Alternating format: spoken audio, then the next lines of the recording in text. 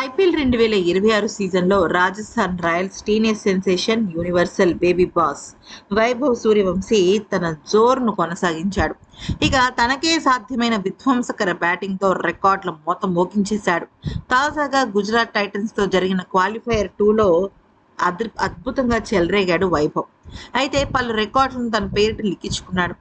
ఒకటి తర్వాత ఒకటి, ఒకటి తర్వాత ఒకటి రికార్డులు తన వెనకాల వస్తూనే ఉన్నాయి.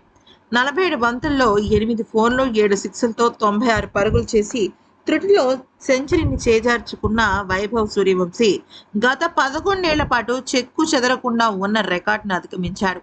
ఐపీఎల్ చరిత్రలోనే ఒకే సీజన్లో పవర్ ప్లేలో అత్యధిక పరుగులు చేసిన తొలి బ్యాటర్గా నిలిచాడు. ఈ క్రమంలో సన్ రైజర్స్ హైదరాబాద్ మాజీ కెప్టెన్, ఆస్ట్రేలియా మాజీ క్రికెటర్ డేవిడ్ వార్నర్ను అధిగమించాడు. అయితే 2016లో డేవిడ్ వార్నర్ పవర్ ప్లేలో 467 పరుగులు చేయగా, తాజాగా వైభవ్ సూర్యవంశీ దాన్ని బీట్ చేసుకుంటూ వెళ్ళి 521 రన్స్ చేశాడు. ఇది ఒక సరికొత్త రికార్డ్. ఈ జాబితాలో వైభవ్, డేవిడ్ వార్నర్ తర్వాత ట్రావిస్ హెడ్ 2024 సీజన్లో 402 రన్స్ చేశాడు. సాయి సుదర్శన్ కూడా సేమ్ ఇంచుమించు అంతే, కానీ అది కూడా లాస్ట్ ఇయర్ అనమాట.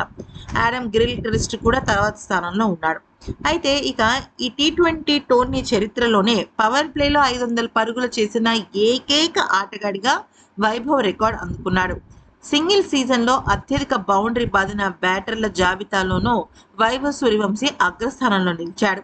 ఇక తాజా సీజన్లో వైభవ్ 62 ఫోర్లు, 67 సిక్స్లతో 129 బౌండరీలు బాదాడు. ఈ జాబితాలో జోస్ బట్లర్ 128 బౌండరీలతో రెండో స్థానంలో ఉన్నాడు.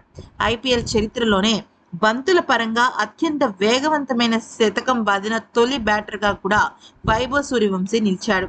440 బంతుల్లో వైభవ్ ఈ ఫీట్ సాధించాడు. ఈ క్రమంలో ఎండ్రే రస్సెల్ రికార్డును అధిగమించాడు. అతను 545 బంతుల్లో ఈ ఫీట్ సాధించాడు అనమాట. వైభవ్ 440 బంతుల్లోనే సాధించేశాడు.